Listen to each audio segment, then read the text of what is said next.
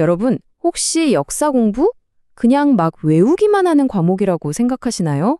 사실은 전혀 그렇지 않아요.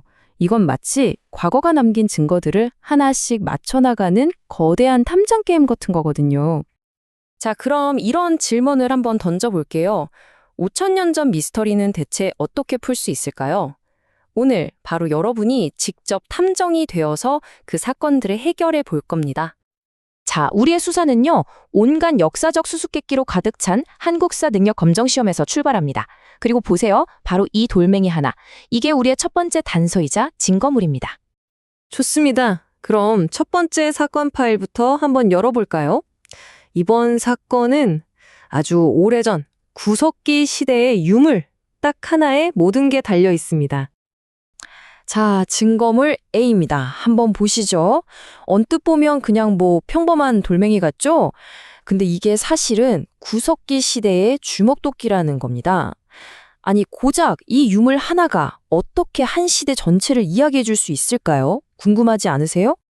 자, 우리 앞에는 5개의 용의 선상에 놓여 있어요. 진짜 탐정처럼 하나씩 따져볼까요? 민무늬톡이나 가락바퀴, 이건 신석기 시대의 특징이잖아요. 그리고 명도전 같은 화폐나 철제 농기구는 와, 이건 청동기, 철기 시대로 훌쩍 넘어가 버리네요. 그쵸? 이렇게 아닌 것들, 즉 다른 시대의 증거들을 하나씩 하나씩 지어나가는 거예요. 네, 맞습니다. 결국 남는 건 하나죠. 바로 이 주먹도끼는 사냥하고 채집하던 그 구석기 시대의 생활 방식. 다시 말해서 동굴이나 막집에 살았다는 증거와 딱 맞아떨어지는 겁니다. 근데요, 이 발견이 진짜 대단하고 흥미로운 이유가 따로 있어요.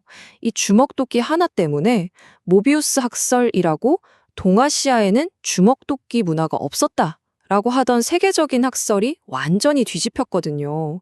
와, 진짜 말 그대로 돌멩이 하나가 세계사 교과서를 통째로 다시 쓰게 만든 그런 역사적인 순간이었던 거죠. 자, 그럼 다음 사건으로 넘어가 볼까요? 이번에는 시대를 좀 건너뛰어서 삼국시대로 가보겠습니다.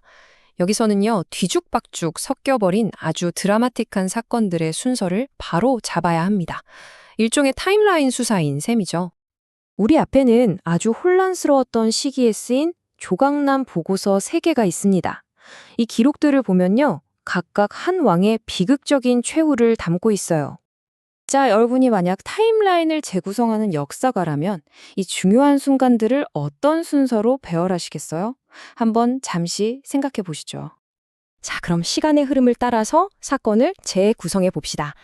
모든 비극의 시작은 서기 371년, 바로 나입니다. 백제가 평양성을 공격해서 고구려의 고국원왕을 전사시키죠.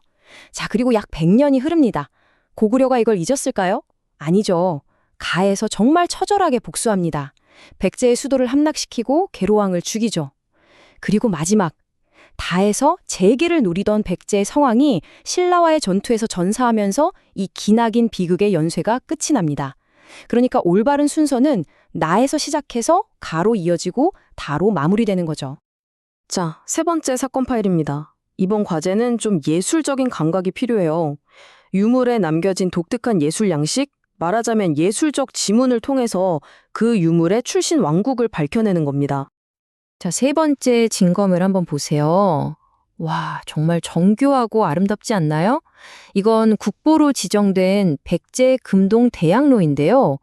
이 섬세한 조각 하나하나, 이 신비로운 분위기 속에 과연 어떤 왕국의 비밀이 숨어 있을까요? 단서를 하나씩 뜯어보죠. 먼저 이게 발견된 장소가 부여예요. 부여는 백제의 마지막 수도였죠. 결정적인 단서입니다. 그리고 저기 용과 봉황, 신선이 사는 산의 모습을 보세요. 이게 바로 백제 특유의 아주 섬세하고 신비로운 예술 세계를 보여주는 결정적인 지문인 셈이죠. 다른 유물이랑 비교해보면 그 차이가 훨씬 더 명확해져요. 왼쪽에 있는 백제 향로는 어때요? 용이랑 봉황이 살아 움직이는 것 같고 전체적으로 부드러운 곡선이 특징이잖아요. 그런데 오른쪽에 있는 신라 금관은 하늘로 쭉쭉 뻗은 나뭇가지 모양의 굉장히 직선적이고 강렬한 느낌을 주죠. 바로 이런 거예요. 이렇게 뚜렷하게 다른 예술적 DNA의 차이가 유물의 출신을 알려주는 결정적인 단서가 되는 겁니다. 자, 드디어 마지막 사건입니다. 여러분, 때로는요, 아주 간단해 보이는 만화 한 컷이 그 어떤 두꺼운 역사책보다 훨씬 더 많은 단서를 담고 있을 때가 있어요. 이 만화를 한번 자세히 들여다보시죠. 지금 보면 두 군데 다른 장소에서 동시에 대화가 오가고 있거든요. 과연 이 장면들이 말해주고 있는 시대적 배경은 언제일까요? 자, 왼쪽 궁궐 장면에서는 780년에 있었던 반란 이야기가 나오고 오른쪽 시골에서는 889년에 일어난 농민 봉기에 가담하자는 이야기가 나와요. 이 두 장면 모두 뭘 보여주는 걸까요? 그렇죠. 신라 하대의 극심한 혼란기라는 명백한 증거입니다. 왕의 힘은 약해지고 지방에서는 계속 반란이 일어나던 바로 그 시대 말이에요. 그렇다면 문제는 간단해졌습니다. 이 두 사건, 780년과 889년 사이에 일어난 일을 찾으면 되는 거예요. 정답은 바로 822년 웅천주에서 일어났던 김원창의 난입니다. 이 만화 속 단서들이 가리키고 있는 그 혼란한 시대상과 정확히 들어맞는 사건이죠. 자, 이렇게 네 가지 사건을 모두 해결했네요. 지금까지 우리가 수사를 하면서 어떤 기술과 기법들을 사용했는지 한번 정리해 볼까요? 오늘 우리는 네 가지 사건을 해결하면서 여러분의 역사 탐정 도구함을 꽤 빵빵하게 채웠습니다. 그쵸? 돌멩이 하나에서 시대를 읽어냈고요. 흩어진 기록으로 사건의 순서와 인과관계를 파악했죠. 또 예술품에 담긴 고유의 DNA를 비교했고 심지어는 만화 속 대화에서 시대적 배경까지 추려냈습니다. 이 모든 기술들이 바로 과거라는 거대한 퍼즐을 푸는 열쇠가 되는 겁니다. 역사는요, 그냥 끝난 이야기가 절대 아닙니다. 오히려 아직 해결되기를 기다리는 수많은 미제 사건 파일로 가득한 곳이죠. 자, 이제 여러분의 다음 수사 대상은 무엇이 될까요? 탐사는 앞으로도 계속됩니다.